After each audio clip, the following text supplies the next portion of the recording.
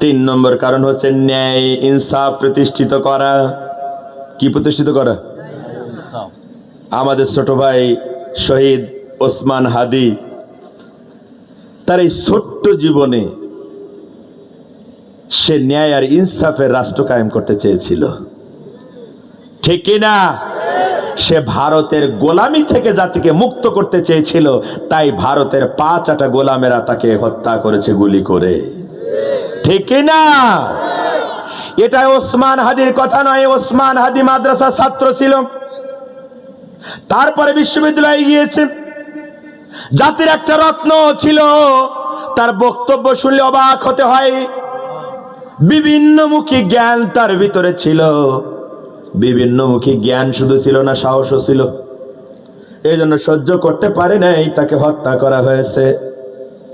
আমার ভাইয়েরা, আমার বন্ধুরা, যদি জাতি সচেতন না হয়, জাতি যদি এখন এই মজলুমদের পাশে না দাঁড়ায়, এই বিপ্লবীদের পিছনে না দাঁড়ায়, তাহলে এইখানে গুলি শেষ হয়ে যাবে না, গুলি আরো চলতে পারে, ঠিক কিনা বলেন?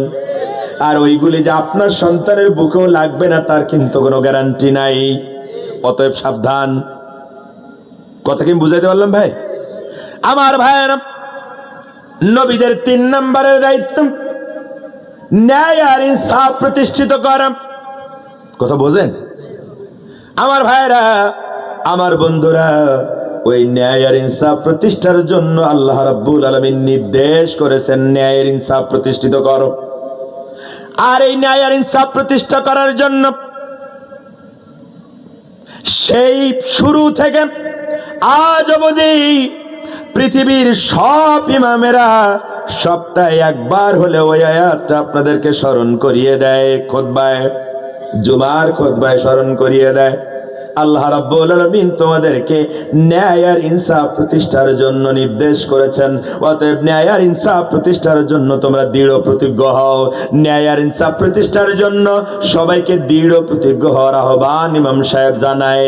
কিন্তু অতীব পরিতাপের বিষয়, দুঃখের বিষয়, বাংলাদেশের অধিকাংশ ইমামেরা বোঝে না যে আমি কি বলতেছি এই আয়াত দিয়া, আর অধিকাংশ মুসল্লিরাও বোঝে না যে আমি কি শুনলাম।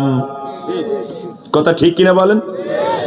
ইমাম সাহেবেরা জুমার দিন বলেন, ইন্নাল্লাহা ইয়ামুরু বিল আদলি ওয়াল ইহসান, ইন্নাল্লাহা ইয়ামুরু বিল আদলি ওয়াল ইহসান ওয়া ইতাই যিল কুরবা ওয়া ইয়ানহা আনিল ফাহশাই ওয়াল মুনকারি ওয়াল ইয়াযুকুম লাআল্লাকুম তাযাক্কারুন। 16 নম্বরে সূরা নাহলের 90 নম্বর আয়াত। আল্লাহ রাব্বুল আলামিন বলেন, আল্লাহ ন্যায় নীতি আর পরোপকার এবং আত্মীয় স্বজনকে দান করার হুকুম করেছেন। সুবহানাল্লাহ। এই যে ন্যায় ইনসাফ প্রতিষ্ঠার জন্য আল্লাহ কি করেছেন? কথা কয় না, কি করেছেন? হুকুম। হুকুম, আল্লাহ যেটা হুকুম করে সেটা আমাদের জন্য কি? কথা কয় না। তো এইখানে তো আল্লাহ বলছেন ইয়ামুরু বিল আদলি ওয়াল ইহসান, এটা তোমাদের জন্য নির্দেশ করেছেন আল্লাহ। এখন আমি আপনাদের কাছে জানতে চাই, আমাদের সমাজে কি ন্যায় বিচার প্রতিষ্ঠিত আছে ভাই? কথা কয় না, আছে? আছে নাই? আর নাই যে তাও নেতাদের মাথায় ধরে না। কথা বলেন ঠিক কি না? সমাজে যদি ন্যায় বিচার প্রতিষ্ঠিত থাকতো তাহলে ওসমান হাদিকে গুলি করার সাহস ওরা পেত না, ঠিক কিনা বলেন? ওসমান হাদিকে গুলি করা হয়, আর আমার দেশের এক ধরনের নেতা যারা রক্তের উপরে বসে নেতা হয়েছে, ওই কালপ্রিট গুলা বলে 90 দিনের ভিতরে বিচার করা হবে। ওরে গাধা, তোর সময় তো আছে মাত্র 60 দিনের কম, তা তুই 90 দিনে বিচার করবি কোন কায়দায়? ওসমান হাদির জানাজায় যায়া আমাদের প্রধান উপদেষ্টা বলেন, আমরা ওসমান হাদিকে বিদায় দিতে আসি নাই, ওসমান হাদির সাথে ওয়াদা করতে আসছি। এই আবেগ ঘন কথা জাতির কোনো উপকারে আসে না। আবেগ ঘন কথা বলবে ইমাম সাহেব, বলবে বক্তা সাহেব আপনি রাষ্ট্রের প্রধান হিসাবে আপনার বলার দরকার ছিল আগামী ৪১ ঘন্টার ভিতরে মাটির নিচে থেকে হলেও ওসমান হাদিদের খুনিদের বিচার করা হবে খুঁজে বের করে। ওসমান হাদিদের খুনির ধরার কথা বিচারের কথা একবারও বলে নাই, শুধু বলতেছে আমরা ওয়াদা করতে আছি। এই জাতীয় আবেগের খেলা বাংলাদেশের মানুষ ৫৩ বছর ধরে দেখতেছে, এইগুলা বাংলাদেশের মানুষ আর খায় না। কথা ঠিক কি না? তার মানে বোঝা গেল যে যত বড় ভান ধরে আসুক আসলে আমাদের উপকার ওরা চায় না। আমাদের উপকার যারা চায় আগামী দিন ওদেরকেই ক্ষমতায় বসাইতে হবে। বলবেন হুজুর একেবারে ক্ষমতার কথা বললেন কেন? আছে না নেই? কথা কয় না। মানে আমরা তখন বিপদে আছি রে ভাই। দুটো কথা আমাদের বিরুদ্ধে খুব বেশি হচ্ছে। হুজুরের রাজনীতির কথা বলবে কেন? যা বলে সব বানাই বলে। আর একটা কথা, আমরা হুজুরা নাকি এখন জান্নাতের টিকিট বিক্রি করছি। এইসব কথা আপনাদের দিকে হচ্ছে নাকি ভাই? এদিকে হচ্ছে। মানে আলেম ওলামার এলাকায়, পীর মাশায়েখের এলাকায় এসেও এই কথা বলার সাহস ওরা পায়।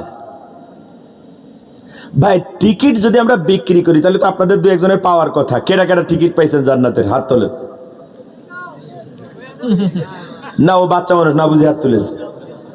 বলেন জান্নাতের টিকিট কয়জন পাইছেন? আমার সমস্ত সম্পদ, আমার বাপের সব সম্পদ আপনাদের দেব। যদি টিকিট কেউ পাইয়া থাকেন একটা টিকিট আমারে দেন, আমার খুব দরকার। তার মানে কেউ পায় নাই, তার মানে বোঝা যায় এইটা আমরা বলি নাই, এটা ওদের বানানো মিথ্যা কথা। ঠিক না? ওরা জাতিকে বোকা বানায়া ধোকা দিয়া আবার ওদের আখের গোছাইতে চায়। আলেমরা জান্নাতের টিকিট বিক্রি করে না, আলেমরা জান্নাতের পথ মানুষকে দেখিয়ে দেয়। আলেমরা বলে ভাই এটা জান্নাতের পথ, চলো তুমি আর আমি একসাথে এই পথে চলি, তাহলে একসাথে জান্নাতে যাব। আর যদি এই পথে না চলে, এই পথে যদি চলো এটা জাহান্নামের পথ, এই পথে তুমিও যদি চলো আমিও যদি চলি তাহলে জাহান্নামে যাওয়া লাগবে। কথা ঠিক কি না? আমরা জান্নাতের টিকিট বিক্রি করি না, আমরা ধর্ম নিয়ে রাজনীতি করি না, আমরা ধর্মীয় রাজনীতি করি। কথা ঠিক কি না?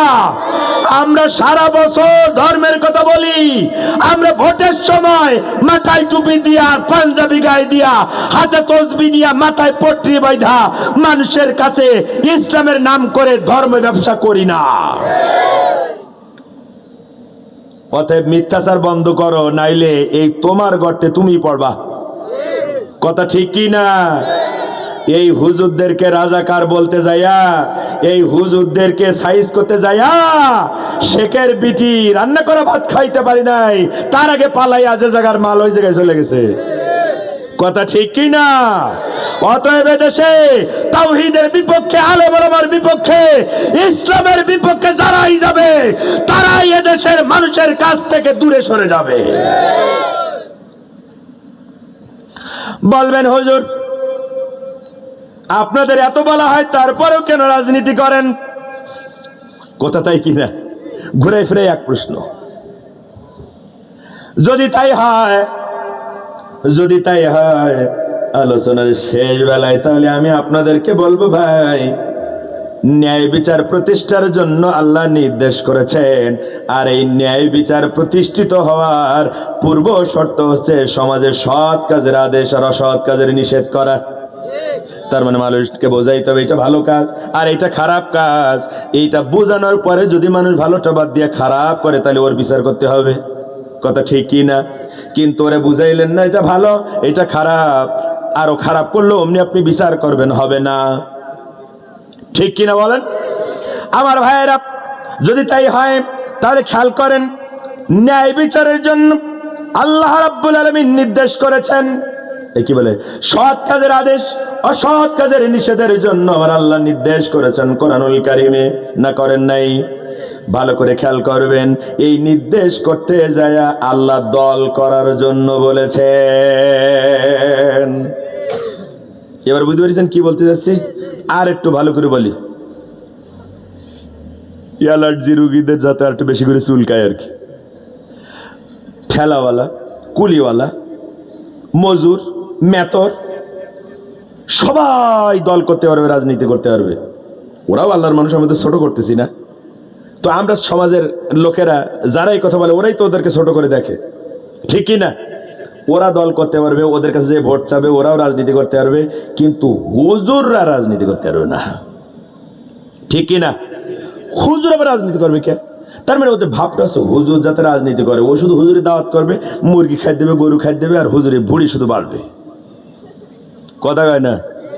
আচ্ছা কেন বলেন তো? কারোর রাজনীতি করা নিষেধ না, শুধু হুজুরদের রাজনীতি করা নিষেধ। ওরা চায়, কেন চায় বলেন তো? দুটো কারণ, ভালো করে বুঝবেন। দুটো কারণ। একটা হচ্ছে ওর বাপের জানাজা পড়ানোর মুরদন নেই, ও একক তো নামাজের ইমামতি করি, নামাজ পড়ানোর মুরদন নেই।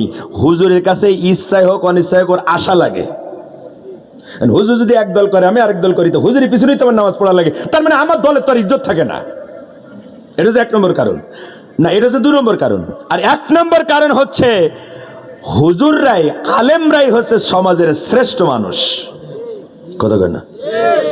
আপনার মসজিদে যিনি ইমামতি করেন উনি কি সুদ খায়, ঘুষ খায়, জেনা করে, বেবিচার করে, মদ খায়, তাস খেলে, চার দোকানে বসে সিনেমা দেখে, ওর স্ত্রী কি বেপরদায় চলে, ওর মেয়ে কি বেপরদায় চলে, ওর ছেলে কি আবার ট্যাবলেট খায়? এইগুলা যদি যে কোনো একটা করে তাহলে ওর ইমামতি থাকবে? কথা কয় না? থাকবে? হুজুরের শাশুড়ি অসুস্থ, এখন হুজুরের স্ত্রী শুনেছে মা অসুস্থ, বোরকানে আর টাইম পায়নি, আবেগে শুধু শাড়ি পরে দিছে দৌড়, এখন বাজারে মাঝখান দিয়ে গেছে, কিছু লোকজন দেখছে, পরের সপ্তাহে হুজুরের চাকরি থাকবে? কথা কন না কারে ভাই? তার মানে বোঝা গেল এই সমাজের শ্রেষ্ঠ মানুষটার নাম হচ্ছে ইমাম সাহেব, আলেম সাহেব। কথা তাই কিনা বলেন? ওরা চুরি করে, ডাকাতি করে, লুট করে, সন্ত্রাসী করে, খুন করে, অন্য লোকের বউ নিয়ে হোটেলে থাকে, তারপরও নেতাগিরি করবে, অসুবিধা নাই। আর হুজুরের বউ যদি একদিন বেপরদায় চলে তাহলে ইমামতি থাকে না, তার মানে হুজুর হচ্ছে ওর থেকে 1000 গুণ ভালো। এখন এই হুজুর যদি রাজনীতি করে, ও চুরি করবে না, ডাকাতি করবে না, বয়স্ক ভাতা, বিধবা ভাতা, গর্ভবতী ভাতার কার্ড নেওয়ার সময় 5000 করে টাকা নেবে না, ও রোডের বদলে বাস দেবে না। ওই হুজুররা যদি রাজনীতিতে আসে তাইলে আমার যে অবৈধ ব্যবসা কিছু না করে রাজনীতির ব্যবসা করে আমি যে কোটিপতি হয়েছি এইটা চলবে না। ওই জন্য ওরা সবাই রাজনীতি করুক চায়, কিন্তু হুজুররা রাজনীতি করুক চায় না, সহ্য করতে পারে না। ডাল মে কুছ কালা হ্যায়, বুঝেছেন ব্যাপারটা?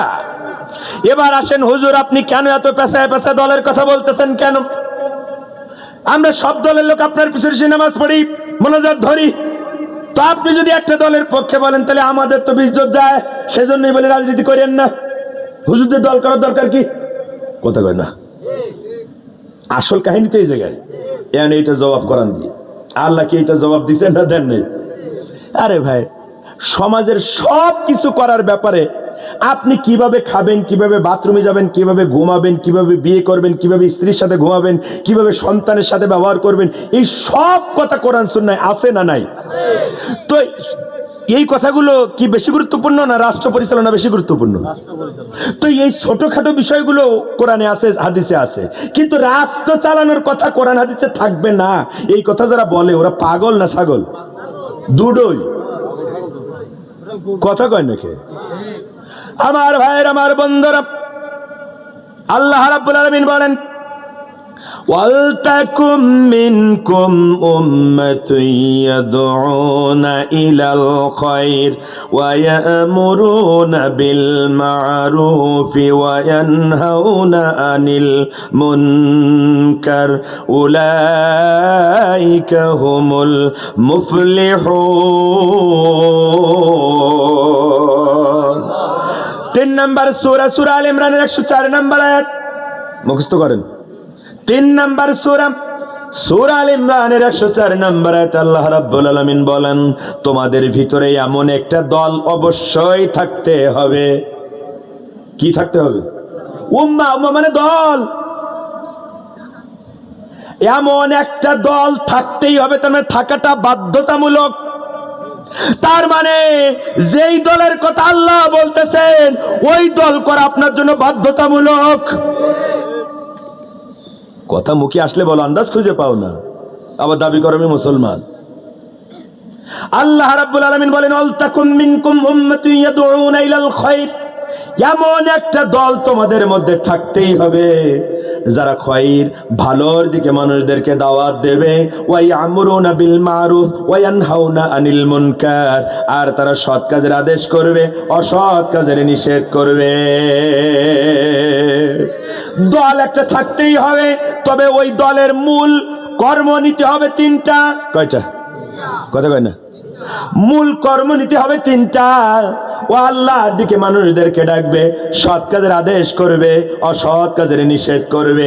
এটা একা একা করার জিনিস না। সেজন্য আল্লাহ রাব্বুল আলামিন বলছেন, ওয়ালতাকুম মিনকুম উম্মাতি ইয়াদউনা ইলাল খায়র ওয়ালতাকুম মিনকুম উম্মাতি ইয়াদউন। একটা দল থাকতেই হবে যারা আল্লাহর দিকে মানুষদেরকে ডাকবে, সৎ কাজের আদেশ করবে, অসৎ কাজের নিষেধ করবে। কথা বুঝতেছেন আমার? যারা রাজনীতি করেন একটু মুখস্থ করেন ভাই।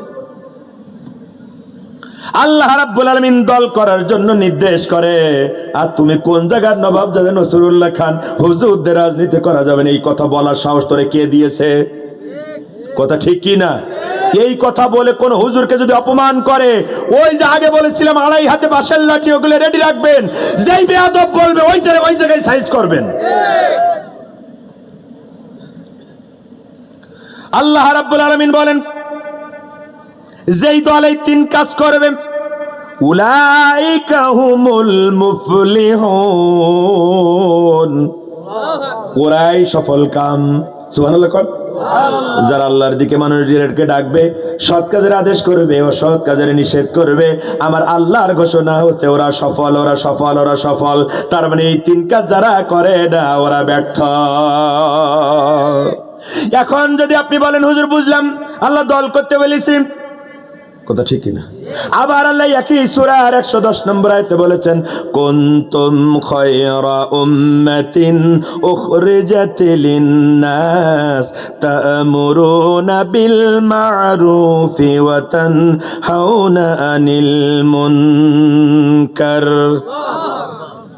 একই কথা, তোমাদের ভিতরে ওই দলটা সর্বোত্তম দল। আগে তো বলছেন দল থাকতেই হবে, এখন আবার বলছেন ওই দলটা সর্বোত্তম দল যারা মানুষদেরকে আল্লাহর দিকে ডাকে, সৎ কাজের আদেশ দেয় আর অসৎ কাজের নিষেধ করে। কার কথা? তো আল্লাহ দল করার জন্য বলছেন, যারা করবে ওরা ওই দলটা উত্তম দল, এই কথা আল্লাহ বলছেন। এরপরেও তুমি বলো যে হুজুরে দল করতে পারবে না, তার মানে তুই কি রে? এখন শুধু দল করলেই হবে না। কিছু লোকজন বলবে, আচ্ছা ঠিক আছে বুঝলাম, হুজুরা দল করবে, কোরআনের দলিল আছে, আপনি দুটো আয়াত দিয়ে বললেন সূরা আল ইমরানের 104 আর 110 দল একটা করা লাগবে, তো হুজুরা দল করুক। তো ক্ষমতায় যাওয়ার দরকার কি? ক্ষমতা রাজনীতি করার দরকার কি? হুজুরদের কি ক্ষমতা রাজনীতি করা ঠিক? ফতোয়া আছে না নাই? ভাই আজকে গ্রামে আপনাদের কি হয়েছে, তো একটু সাইজ না করে যাতে মন চাচ্ছে না ভাই।